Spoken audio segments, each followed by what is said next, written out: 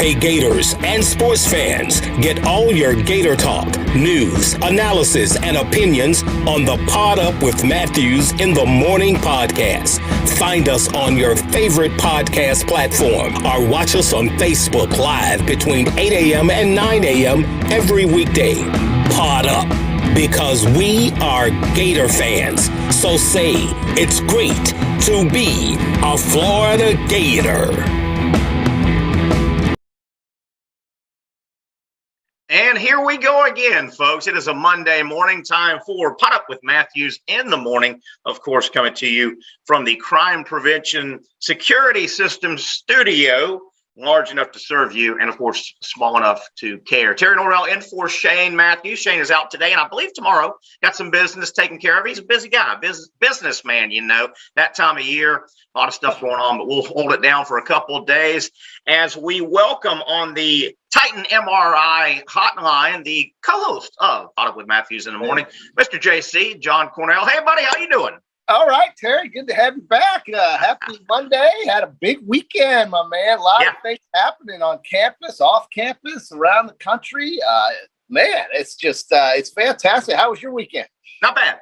A lot of sports, a lot of fun.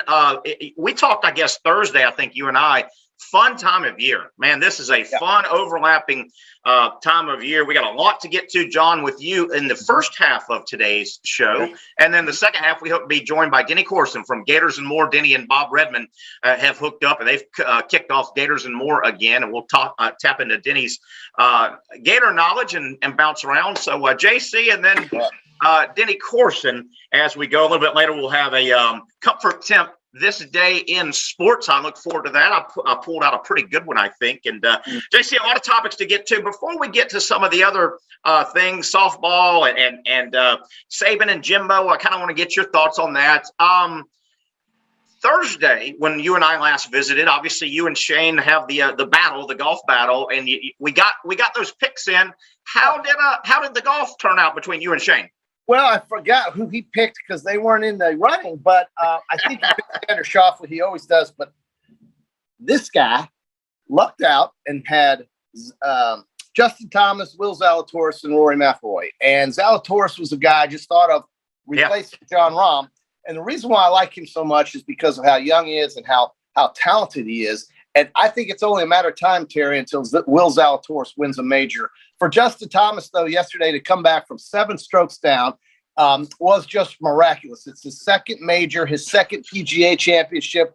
Southern Hills played great. When the wind died down, they were shooting at pins. But usually these guys were having troubles with the greens, with the roll-off from the sides of the greens and the way the ball wasn't staying on the edges. And it really gave it was heartbreaking for Mito Pereira there at the end. Double bogey that hole, heartbreaking. But Terry, Justin Thomas is one of the big names. We all love him. SEC golfer, went to Alabama, and certainly has now two majors. And you can see the emotion on his face and the drain he went through. In fact, he was such a long shot to win that tournament yesterday, coming back from 7 strokes, that some guy laid a bet down for something like $10 or something, and ended up winning $2,500. It was so. He was a dark horse. He was the horse in the Kentucky Derby that came from nowhere to finish at the finish line, and so he beats Zalatoris, who played great. Rory played great, but I was surprised, Terry, at the lack of big name power on the leaderboard there on the last day. That course gave him some fits. It did. The weather was awful on I want to say it was Friday or Saturday. And then it really warmed up. But, man, it was a great tournament, and congrats to JT. I watched. We're going to get to Gator softball and softball in general and Gator baseball and baseball in general in a moment. But I watched mostly all softball. I didn't watch much. But I did read where JT was 7 back. He came back from 7 down. That's hard to do at any tournament, much less a major. But and we'll get to that. We'll talk about a little bit later. I want to kind of tie the PGA and the Preakness, if we have time, and how sporting events need storylines. We'll talk about that. Real quick, let me say about South State Bank. At South State Bank, we understand that small businesses need a community business partner that they can rely on. South State has 4 convenient Alachua County locations. South State Bank, banking forward, member FDIC. Also, Celebration Point is where Gators go to celebrate with premium brands like Visors, Rooftop, Dave & Buster's. You know all the places, but let me go over them again. Regal Cinemas, Hotel Indigo, wonderful hotel. I've stayed there. Sensei Asian Bistro, Escapology, and of course the head ball coach's restaurant, Spurrier's Gridiron Grill, where every single Tuesday, you can enjoy 50% off handcrafted martinis from 4 until 10. We will see you at Celebration Point, where Gators come to celebrate. And of course, my buddy Chris Doring. Chris Doring Mortgage, a great sponsor here on Pot Up with Matthews in the morning. They do mortgage lending right, helping home buyers throughout Gainesville and, of course, all throughout North Central Florida. Call Chris Doring Mortgage today at 352-244-0840. Terry Norvelle in for Shane Matthews. I'll be in, I think, tomorrow as well. Of course, we've got the co-host, JC. What a softball day. It was riveting. And then they do that, I don't know, red box kind of, red zone kind of, 7th inning, they called it. They had games on split screens late in the afternoon, drama everywhere. Not much drama in Gainesville. The Gators softball team just ran roughshod. Did I see where it was like 28-2? Florida outscored their opponents. They really had no issues. They had a 10-run first inning, Terry. A 10-run first inning set a new record for Florida NCAA regional play. So that really set the tone. It relaxed everybody, and it got them thinking about, next week. And the great thing about Florida softball is consistency, right? We've talked about how Tim Walton has brought a level of consistency, I think, unmatched by really any other program on campus when you think about it. 9 straight super regional appearances. 9 straight. He's tied the 2007 single season record for stolen bases at 129. And they had their 31st NCAA regional shutout. So hats off to them Gators. Yeah. And it's time to move on. And advance.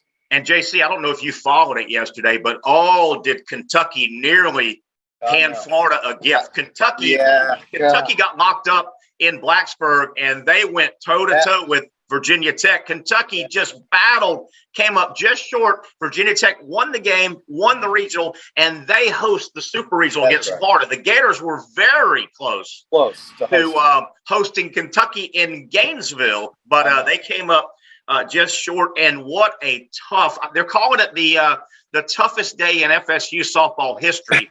The way it fell out yesterday. The number 2 overall seed, Florida State at home. JC, the number 2 seed has never failed to advance to a super regional until yesterday. Mississippi State rolls into Mississippi State rolled into Tallahassee. They lost their first game, so Mississippi State had to rattle off 4 consecutive elimination games, including they had to defeat FSU twice in a doubleheader in Tallahassee. What a disappointing day in Tallahassee. Boy, what a good feel-good story for another SEC softball program. It is, and they've never, ever, ever, ever gotten this far. It's a history moment for that program.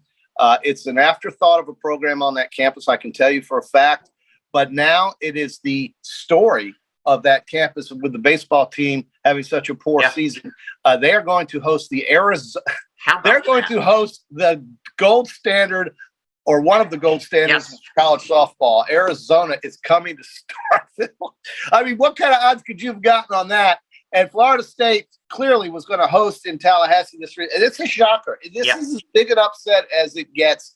But the one thing that I think we can all agree on, Terry, is that right now, I don't know of anybody or anything that can get in the way of that freight train in Norman, Oklahoma. With the way they score, with the way they hit, it almost seems like they're playing a different game than everybody else. UCF gets to roll up into Norman. UCF with a solid win. They hosted and they knocked out Michigan. UCF was the host and the seeded team. Michigan wasn't seeded in the top 60, but that was Michigan. They've got a history of softball, and Big Bad Michigan. Good win for UCF, but they get Oklahoma. Oklahoma hurt Texas A&M's feelings yesterday. 20-0. They just drilled Texas A&M. Oklahoma will host UCF. We'll try and go over some of those brackets. But you're right. Arizona and UCLA are the standards. They've won the most titles. UCLA won and Arizona 2, I believe. Yeah.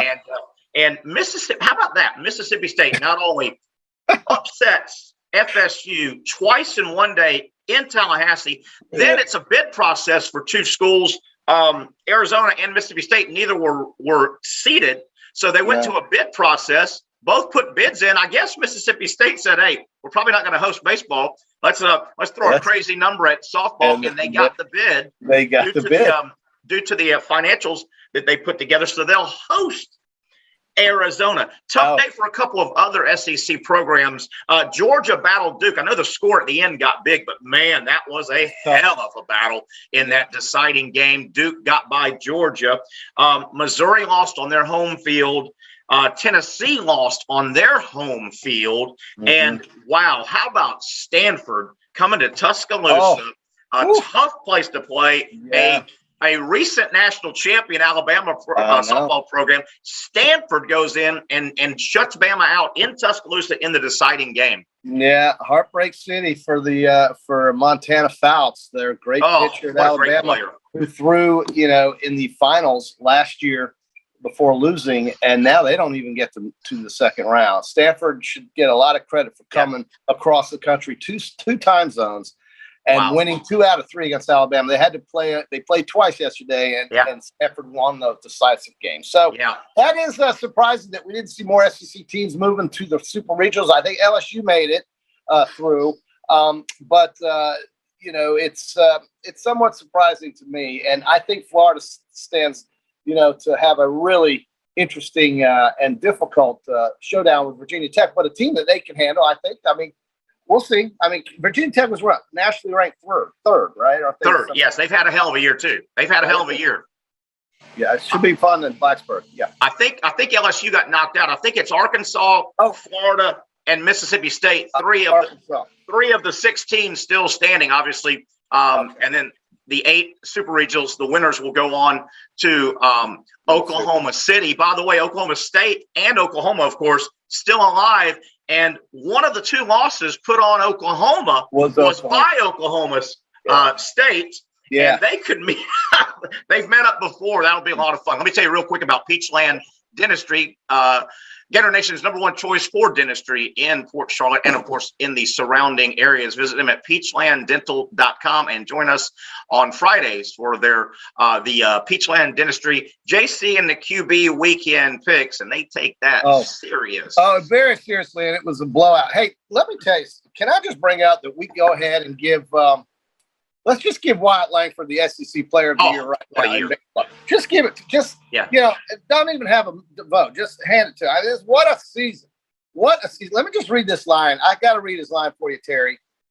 Batting average of 368, 21 home runs, 75 hits, 55 RBIs, scored 60 runs, 7 doubles, 3 triples, on-base percentage, 454, slugging percentage, 0.74, 74%.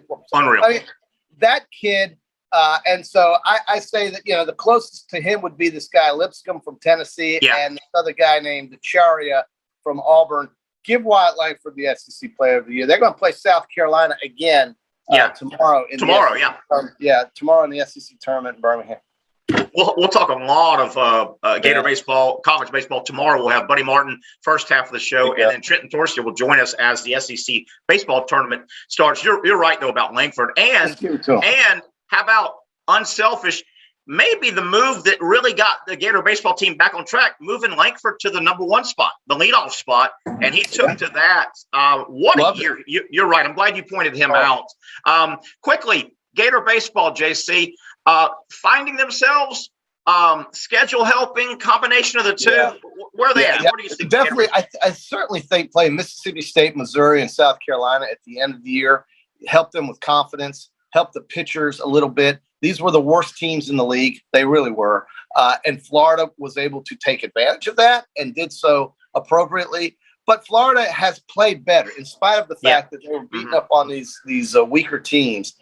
You can see with the pitching, you can see with the hitting, certainly. When you got a guy like Langford in the lineup and people that are contributing, I think they're trying to, they were trying to feel their way throughout the season, had some tough series with Arkansas, had a tough series with LSU here.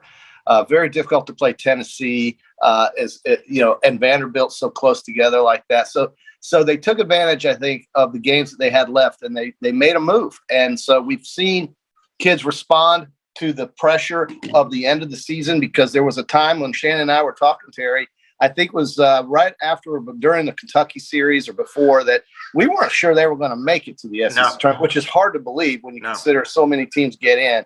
But they are there. They're going to play another team. They're going to play a team they're very familiar with. They just got finished winning 2 out of 3 from in South Carolina. So let's see how it goes. Listen, to me, Terry, we've talked about this. The SEC baseball tournament is great. It's fun, and it gets teams that are needing to qualify for bigger and better things in there. But Florida's playing for seeding for the regional tournaments, and Florida needs to be will be a 2 or a 3 somewhere. I guess 2 would be better than 3, even though I've said it doesn't really matter. It doesn't really matter in the tournament. But if somebody loses in another regional that is seated ahead of you and you're a 2, then perhaps in that bracketing, you can come back to your home field. So in a way, it does matter. Either you're a 2 or 3, but just winning it is what matters. And that's what I think about as opposed to the SEC tournament, because Tennessee is going to win that if they want to. They may not want to. They may show up there and just kind of go through the motions and rest their pitchers. I'm not really sure what the strategy is for these guys, Terry. What do you think about the SEC baseball tournament? It can drag on and on and on. I just don't know how important it is. I'm kind of with you. I'm really with you. Occasionally, a team could use 2 to 3 wins to get a bid, even if they don't go on and win it. But my goodness, it seems like it does. In the old days, obviously the conference was smaller, and man, it seemed to zip by. Now it drags on. It really does. And the Tennessees of the world, Florida's been in that position before. You've seen Sully take teams to Hoover and all but say that. We want to win, and everybody wants to hit when they're in the box, and everybody wants to strike somebody out. But you've seen Sully take some of those gaudy Florida teams that he knew was going to host, and he knew if they won the regional, they were going to host the Super. Yeah, it does tend to drag on. How about Mississippi State winning the title last year in college baseball, and they don't even qualify for the tournament this year? Just one of the worst nightmarish type of years. It was. They lost their best pitcher, Langford or Sims, something Sims. What's his name? Sims. Anyway, Tommy John. Landon Sims to Tommy John surgery. Offensively, they went to sleep, and they had their year. And they got the monkey off their back with that championship.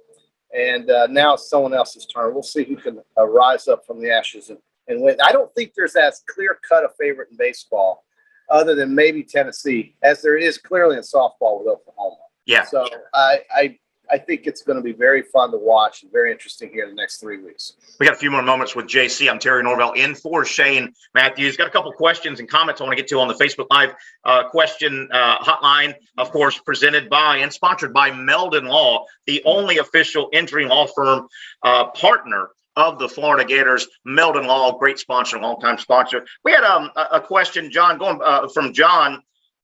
Going back to the SEC baseball tournament, it's too big. You got 14 of the 16 are in it, right? And it starts on Tuesday, and it's real wacky, but it kind of has to be this way with so many teams. Yeah. The first round is a single elimination, so you got to knock some teams out. Then it turns into a double elimination. It changes like 3 times between now and Saturday to get teams out. Well, and I wanted to mention also, Terry, that a guy named Kendall Rogers, who he's the managing editor for D1 Baseball. He's very proficient in the college baseball world. He has said and tweeted when asked about Florida's chances of actually hosting. And to him, if they can win 3 games or win a few in Hoover, then there might be an opportunity for Florida to play over here. And if they play over here, so I shouldn't always just automatically put them in Hattiesburg or somewhere, maybe they could actually, which to me just seems so remote, just as recent as 2 or 3 weeks ago that they would host. But according to Kendall Rogers, who watches this stuff literally every day, he says if the Gators win a few games in Hoover and look good doing it, they might be able to host. Yeah. And, you look at Gator softball and Gator baseball. Obviously, softball, we know where they're going. Yes. They hosted, and then they now will go to a super regional. I think Florida, no disrespect to Virginia Tech. I haven't seen them play much. I saw them yesterday. I know they've had a great year, but they're kind of new. They're not one of the powers of college softball. Florida is, and certainly Florida would like to be in Gainesville. But Florida, all that experience, that Gators on the jersey, they're going to roll into Blacksburg and keep an eye on that series up there. Look, if Kentucky can run with these guys or girls, then Florida's going to have a shot. And Florida's not going to go up there with any intention of not winning. They want to get to Oklahoma City. There are personal ties that Tim and Sam Walton have to Oklahoma City. Obviously, it is their second home. Basically, it is an important place to be. It is kind of like an annual rite of passage, to be in Oklahoma City for that family and for that program. So Virginia Tech better play its best softball if it wants to win. Because let's move on. A couple more topics with JC, of course, the co-host of Caught Up with Matthews in the Morning. I'm Terry Norvelle in for Shane today and tomorrow. I believe Shane is back on Wednesday, taking care of some business. JC, you and I haven't visited. We won't spend a lot of time on it because it's several days old, but where do you stand? Where did you stand on the Saban Jimbo dust up? Who was right? Who was wrong? Yeah, everybody said Saban started it, but people forget that Jimbo Fisher held a press conference months and months ago addressing the fact that his offensive line was paid tens of millions of dollars, and he called Saban out during that press conference. Nobody remembers that.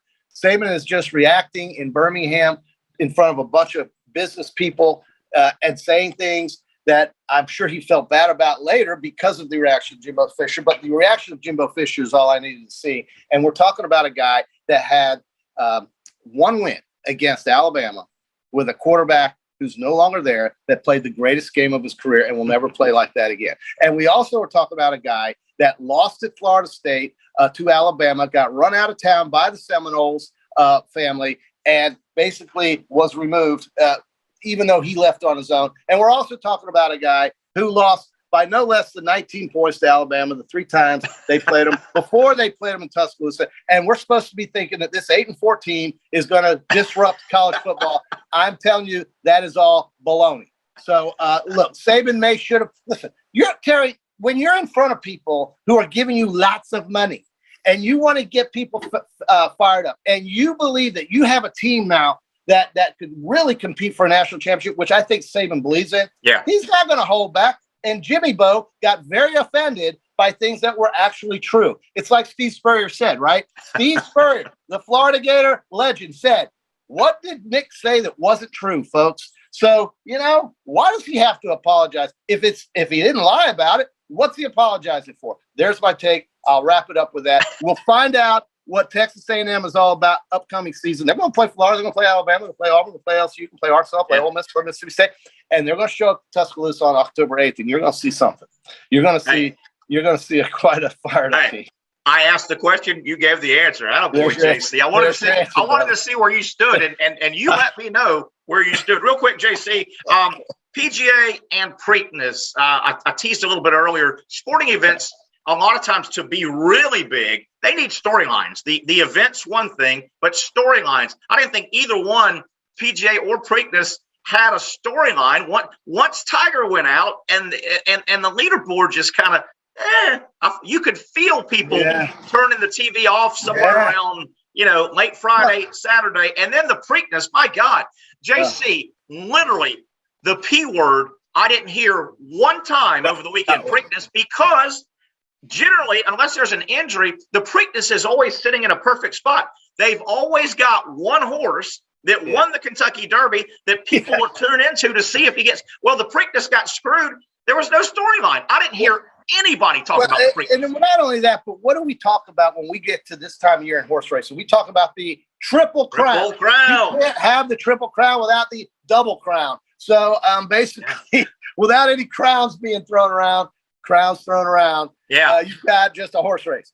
And unless you're betting on it, a lot of money, it's just a horse race. But I will say this, too. How about that Tampa Bay Lightning last night in Tampa? Yesterday, rather. Now 3-0 on the Miami Panthers. That's what I call them now. And the Miami Panthers have to play them tonight. This is going to be the end of the Panthers. Tampa Bay will move on. They need to. Their bodies are getting in front of shots. Vasilevsky is the best goalie in the world. Ross Colton has thrown his entire career on the line and done a great job. He'll get a bonus contract from Tampa Bay. And Kucherov is the best player in the world. And it's as simple as that. And with that, I think Tampa moves on to face Carolina and New York. And they need to win tonight to rest up and heal at least for a week while Carolina and New York go to 6 games or so. JC, I got one more topic to get with you before we let you go about your Monday. Okay. But real quick, we've got a comfort temp this day in sports coming up. Comfort temp at Comfort Temp. Peace of mind is their promise. Beat the summer heat and schedule an air conditioner tune-up today with Comfort Temp, keeping you chill and the Florida heat far away because it is here now. Comfort Temp Heating and Air. Call them today at 352-376-2366. Also, let me tell you that if you have joint pain in the knees, shoulder, hip area, or your back that won't go away, you need to check out QC Kinetic. They can take care of you for long-lasting relief. No surgery. Nobody wants surgery or to get put on a bunch of pain pills. No drugs, no downtime. Schedule your free consultation with QC Kinetics at 352-400-4550. Again, call today. QC Kinetics, 352-400-4550. JC, before you get out of here, thank you again. Obviously, it's your show, but for guiding me through the last several days. Shane's in and out with business. We think Shane will be back on Wednesday. JC, Major League Baseball stat over the weekend. Albert Pujols hits a couple home runs. He's sitting on 683. His body's broke down. He can barely run. Yeah. That 700 number is a magical number in baseball. He's at 683. If he could get 17 more to get to 700, only 3 guys have ever hit 700 or more. Bonds, Aaron, and Ruth. I was stunned looking it up. Any idea who's number 4? And I had to look it up. Pujols is 5 right now. He's 5 all time. It's not. No, he's past Willie Mays. Mays was at 660. This always surprises me when I see who's number 4 all-time Major League Baseball home run. You'll have to tell me off the top of my head. A-Rod. Alex Rodriguez. That is surprising. That always surprises me. A-Rod, how about this? He ended at 696. 4 more. A-Rod. He couldn't get 4 more. Yeah. Well, I think the Cardinals are going to certainly let Albert try, and he's there for the.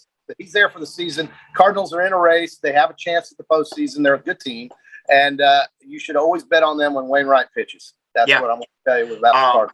Boy, I caught Pujols. What was it? 3-4 years ago when Florida and Michigan played out in Dallas on that Saturday. The Rangers were in town and they were playing the Angels.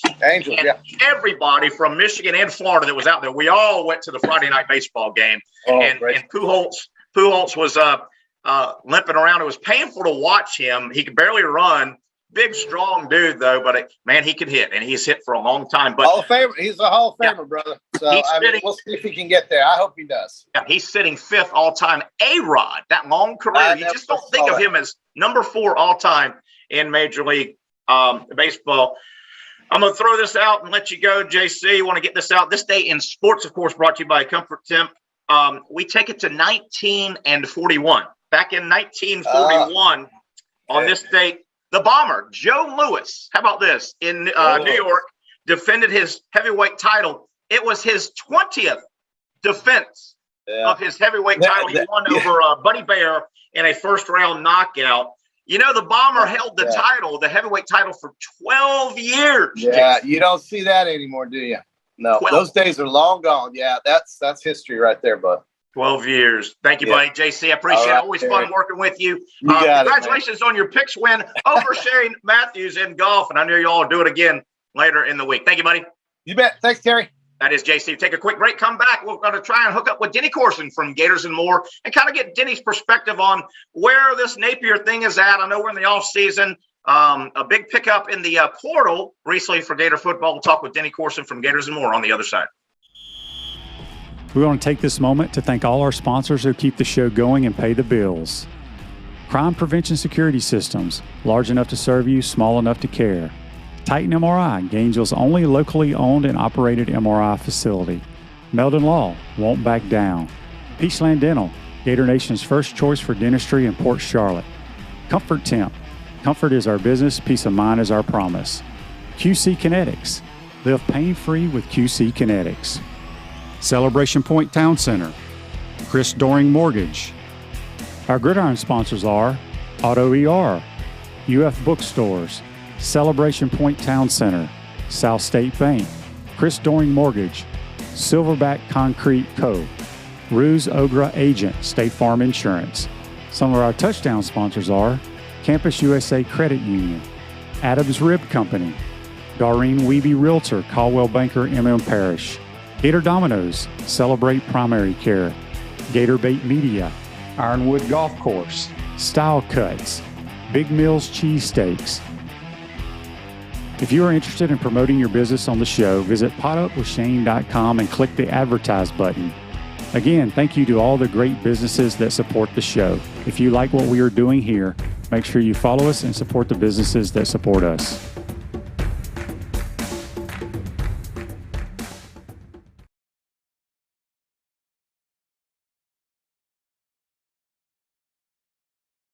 Pro football legend Emmitt Smith understands your joint pain. It does not surprise me that there are a ton of people out there that's in pain. That's why Emmitt is such a proponent of QC Kinetics, offering real lasting joint pain relief with non-surgical, all-natural biologic treatments. Whether it's a joint pain, ankle pain, shoulder pain, neck pain, back pain, hip pain, any kind of pain, the body eventually will break down when it's under that much stress. That stress can cloud your judgment to the point that you'll just say yes to the scalpel or yes to another prescription of pain pills. But maybe it's time for a second opinion from QC Kinetics. The reason why I would recommend this is because the natural biologics that QC Kinetics is providing you gives your body a chance to naturally heal itself. Restorative, regenerative solutions are here. Get lasting relief and live your life. Call QC Kinetics, 352-400-4550. That's 352-400-4550. QC Kinetics, 352-400-4550.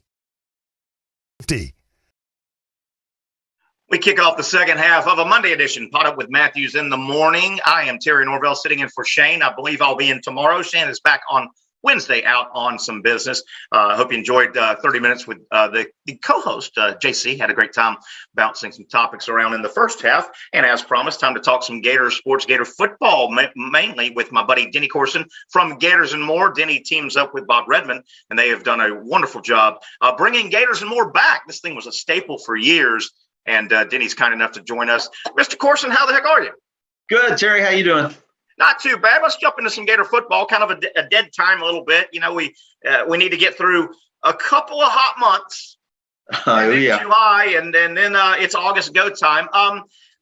Billy Napier obviously getting his feet on the ground, hitting the recruiting trail, getting his coaches out, visiting high school guys, you know, in May. But the portal is a never-ending recruitment. Florida, nice wide receiver pickup by way of Arizona State. Your thoughts on, I guess, Ricky Pearsall, about a 50-catch guy, very experienced player coming over to Florida.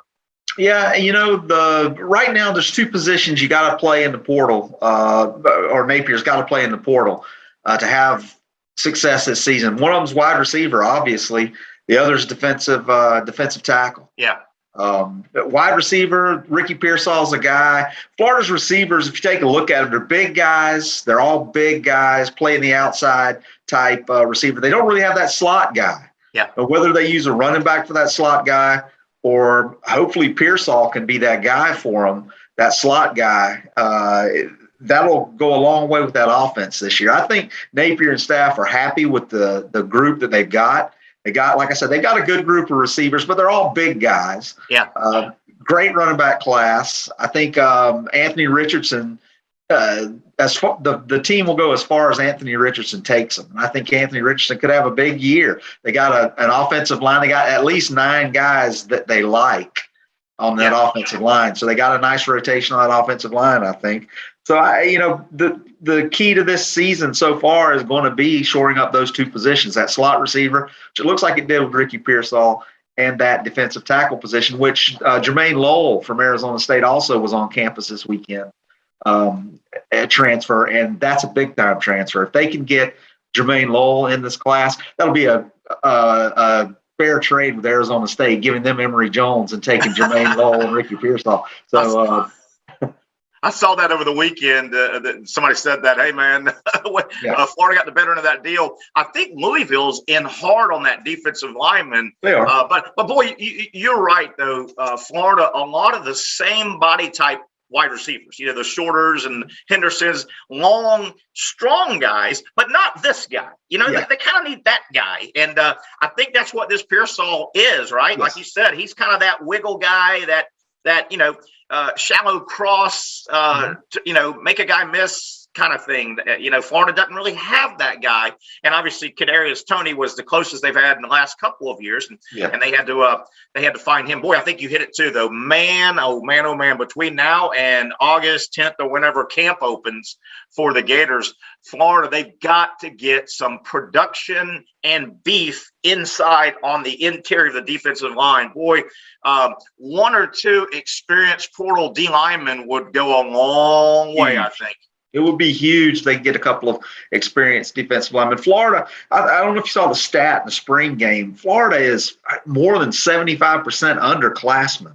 Gotcha. Maybe even more than that. I can't remember the exact stat. Yeah. But they're freshmen and sophomore loaded. I mean, they've got some talent on that team. They got a lot of unproven talent. They got a lot of guys that haven't had a lot of serious reps. I think they're happy with the first team. Behind that, they're going to need some help. So playing that portal, especially in those positions of need like that receiver and that defensive tackle position, is going to be huge for Napier. You mentioned Anthony Richardson, the incumbent, looked like starting quarterback, obviously, particularly with some transfer out. He's flashed at times, and we've seen seasons in the last 15 or so. A special generational quarterback can carry a team. I mean, a Tim Tebow, a Cam Newton had that special year where he carried Auburn, and Johnny Manziel didn't win a title, but had that special year. If Richardson could turn into that, who knows how far this team goes. The key, though, the three I named, the Tebow, the Newton, the Manziel, they had something that Richardson's got to get to. They played the entire year. They took the snaps all year long, and I know injuries, you can't, hey, don't get injured or it happens. But boy, he's got to stay healthy to progress. Were you surprised he went to some passing camp or something? He's a counselor. I'm like, no knock on him, but what has AR shown throwing the football to say, hey, let's go let him be a counselor right now? How to throw the football 101? Did that surprise you a little bit? Yeah, it did surprise me. Yeah, you saw him in the spring game. He was very sharp throwing the ball in the spring game. He's put in some work. And Terry, we don't know how much of Anthony Richardson last year was injury or didn't see the field, or just how much it was Dan Mullen was just being pig-headed and going to start Emory Jones come hell or high water. We don't know the answer to that. Yeah, and this is water under the bridge, but what a brutal situation to put him in Jacksonville last year. Oh, yeah. You just saw the NFL draft roll through. Georgia, a generational defense, and they threw Anthony Richardson. And remember, just the Florida football culture was a mess. And here's this kid's, 18 at the time or whatever, and they handed him the football in Jacksonville. Oh, my God. And then everybody remembers, then some questionable play calling at the end of the half because Lord knows they were hanging around, and then bad play calling, and oh my goodness, what a mess. Denny, you and I haven't visited. Had JC real quick a moment ago in the first half of the show as we're visiting with Denny Courson from Gators and more. I'm Terry Norvelle in for Shane today and tomorrow. Denny, of course, coming to us via the Titan MRI hotline. Had JC talking a little bit about the dust up between Saban and Jimbo. I want to get your thoughts, and obviously we're getting some questions and comments off the Facebook Live questions here, of course, brought to you by Meldon Law, the only official law firm partner of the Florida Gators. I want to thank Meldon Law, one of our great sponsors that make this show happen. The dust up, in a nutshell, did you side one way or the other? JC was all pro Saban. Now JC's an Alabama guy. How'd you see that? Well, I'm kind of right there with him. I don't think Saban said anything that was wrong. I'll take the Steve Spurrier approach. What did he say? What did he say that was wrong? I mean, he didn't say anything that was wrong. First of all, I think a lot of confusion, and I think Jimbo Fisher's response to it was accusatory. Yeah. Saban didn't accuse anybody of anything illegal. And take a step back and look at the big picture. I think what's going on is this NIL stuff, statewide, there's regulations in each state. Yeah. And there's stuff in Alabama, law-wise, that prevents Alabama from doing the same kind of things that Texas A&M was doing. So I think more than anything, rather than accusing anybody of anything, he probably went about it the wrong way. But Saban is trying to publicly call out the state of Alabama and say, hey, we got to change the rules if Alabama football is going to compete with Texas A&M as far as this NIL stuff goes. I think that's ultimately what the goal was there with Nick Saban. I don't think – I mean, he probably went about it the wrong way by calling out Deion Sanders and Jimbo Fisher the way that he did. But ultimately, he wasn't wrong. He didn't accuse anybody of anything. The rules are not fair across the board, because of the state, regulations. Sure. A lot of stuff here. Let me throw a few things out. We'll keep this going a little bit. First, number one, I love it, by the way. I love this little cat fight that's going on. And, oh, my goodness, media days, I can't wait for it. First, Saban, you really shouldn't make comments about anybody else's recruiting except yours, okay? You really shouldn't. They both put Greg Sankey in a tough spot because Sankey, obviously, is like the parent. You don't really want to air your family laundry on the front porch. You want to do that inside. So, but Saban really, you don't need to be talking about anybody's recruiting except your program, probably. And I love Saban. What Jimbo is doing, even if he bought players, it's legal. Yes. So Jimbo got ahead of it. But think back to Saban. Saban does the exact same thing, and he's crazy like a fox, and I tip my hat to him. Let's go back several years. Nick Saban found a loophole with Skype. Remember? Oh, yeah. Nick Saban, he had one season where basically he was ahead of everybody. Skype was not yet determined, is it a phone call or is it a video? Nick Saban had an entire year until players came out and mentioned it that, hey, I was Skyping with Coach. Saban found a loophole where during a dead period, a non-visit in-person period, Nick Saban or somebody in his organization said, wait a minute, Skype has not been determined what it is. So Saban had an off season where he Skyped with a bunch of players and got kind of what we're doing here, a quasi in-person visit until he got knocked out, didn't do anything wrong. He was ahead of the curve. Yep. Also, remember who was ahead of the curve with the analyst situation. Everybody now has an analyst. You can only have X amount of coaches on staff that do coaching. Yep. What, 9 or 10, whatever it is now. Saban found a loophole and said, yes, you can't have them on field coaching, but we can have as many analysts as we want. And hey, they can coach all they want on film in the meeting rooms. Oh yeah. And Saban was ahead of the curve with all that stuff. And I think Jimbo got him here. Yeah, Jimbo did get him there. The thing about it is with Jimbo is his response kind of insinuates guilt. Yeah. The way he responded to that kind of insinuated. He didn't do anything wrong.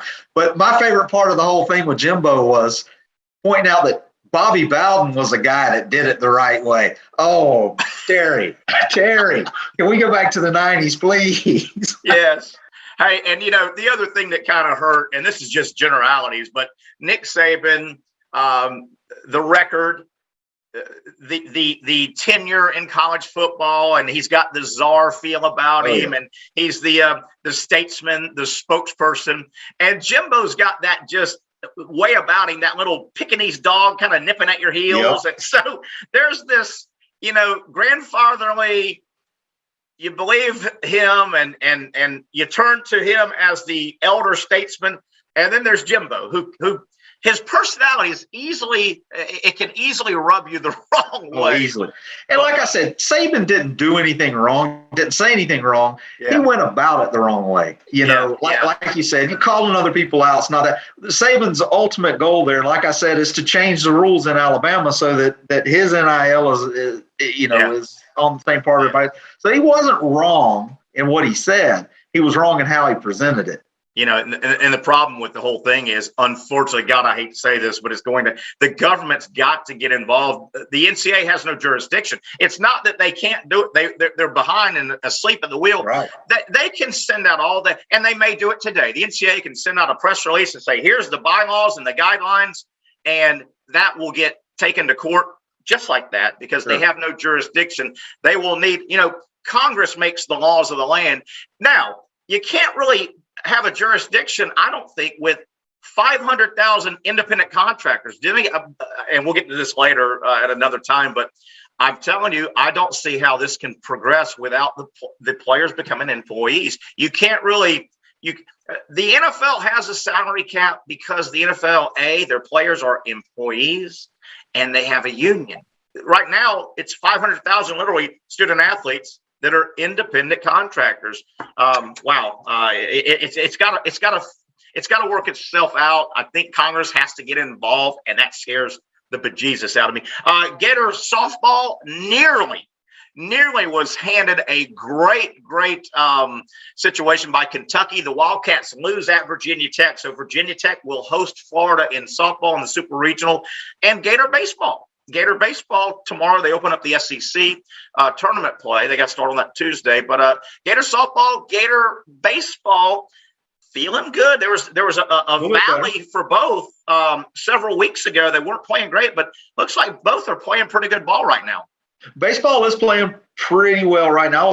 I was happy to see them come on at the end of the season. I mean, I've been probably the harshest critic of Gator baseball all year long because of the way they played and maybe the coaching. I don't know what it is about them recently, but they came on the end of the season, came on strong at the end of the season. When you want to, Terry, going into tournament time. I mean, as long as you make the tournament, what happened behind you really doesn't matter.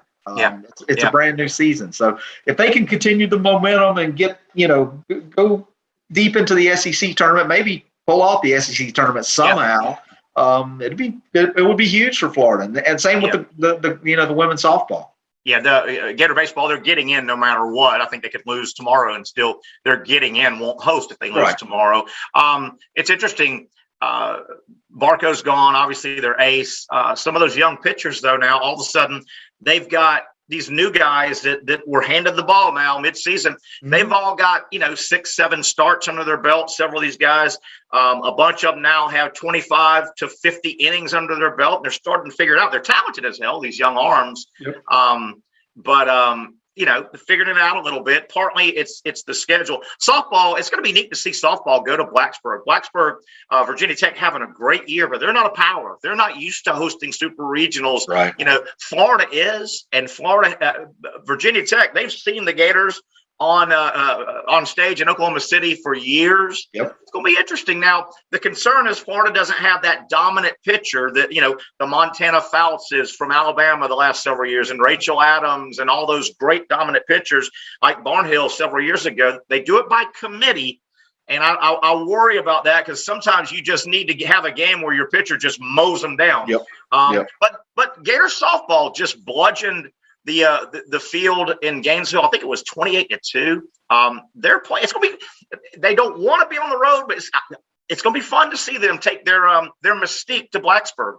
Well, and like you just said, Terry, I think the important thing about them going on the road is they've been there. They've done that. It's not for that staff and even some of the players on the team. It's not anything new for those guys. I mean, whether they're playing in Gainesville or whether they're playing on the road, their experience and the success that they've had, like you said, carries with them. And so, the team that they're playing, they've got to play that mystique, like you said, regardless of, it's like if Alabama comes to Gainesville to play football. I mean, you're playing the mystique as well as you're playing the team on the field. So I think that works out well for the Gator softball team as they move on in the tournament. Denny Courson from Gators and More. He teams up with Bob Redmond, does a great job with Gators and More. I'm Terry Norvelle in for Shane Matthews. A couple minutes. We'll take a final break. Denny, I got to throw this out because I know you are never lacking for a chance to stab Georgia or Florida State in the back. How about Florida State softball yesterday? Number 2 overall ranked team going into postseason play, the Seminoles. A number 2 seed, national seed, has never failed to move on to the Super Regional. Mississippi State rolls into Tallahassee. several days ago. They lose their first game, Denny, did Mississippi State. So they had 4 consecutive elimination games they had to keep winning, including they swept FSU in Tallahassee yesterday. Seminoles' disappointing softball season at the end. Yeah, not a great season for FSU. They're feeling a little bit of what Florida felt, for a few years. I mean, nothing's going right for them. Football, basketball, softball. Down the line right now, they're just in a doldrum with their sports program overall. And that softball yesterday was just if you were watching TV flipping around yesterday, whether you're flipping around from the golf to the softball, it was a good day just to sit around and flip around sports. You really didn't have a dog in many fights yesterday, It was, man, and Denny, you and I talk, we're good friends, known you a long, long time. I love women's softball. It's a fun sport. It's fast. It's over in 2 hours.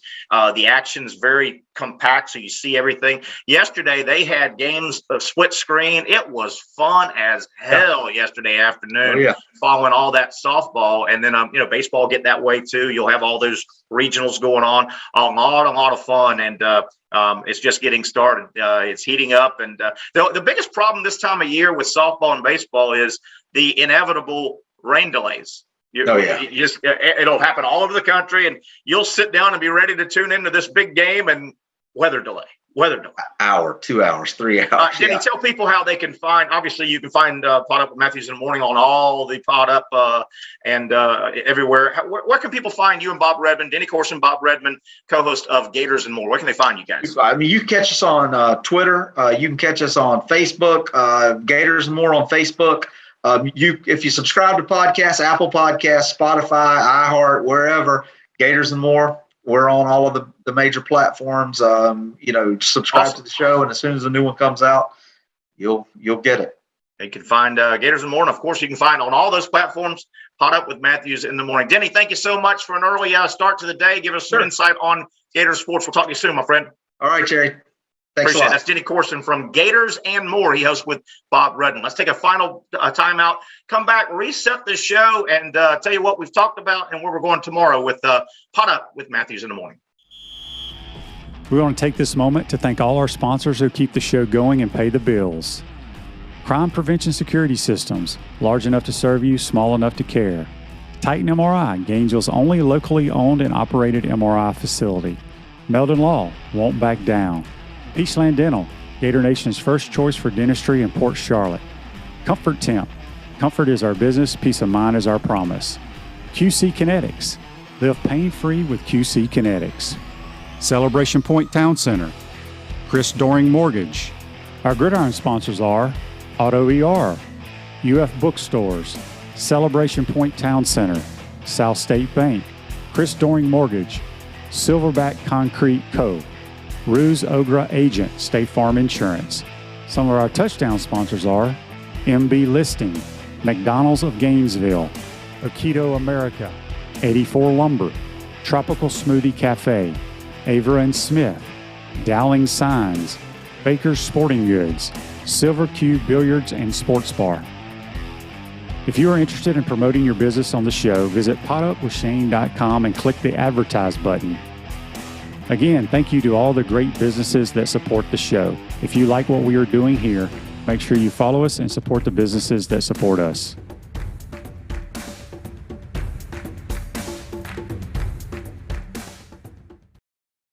Hey, we're just about wrapping up a Monday edition Pot Up with Matthews in the Morning. Terry Norvelle here in for Shane Matthews. Hope you enjoyed the show today. I know I did. JC was a blast. And then Denny Courson does a great job. He and Bob Redmond on Gators and More. That show was on for years. They took it off for a while, and then they've hooked back up, Denny and Bob, on Gators and More. Before we get out of here, I have to always thank our producer, Evan Miller, who does a wonderful job with Pot Up with Matthews in the Morning and a bunch of different properties that I know you follow.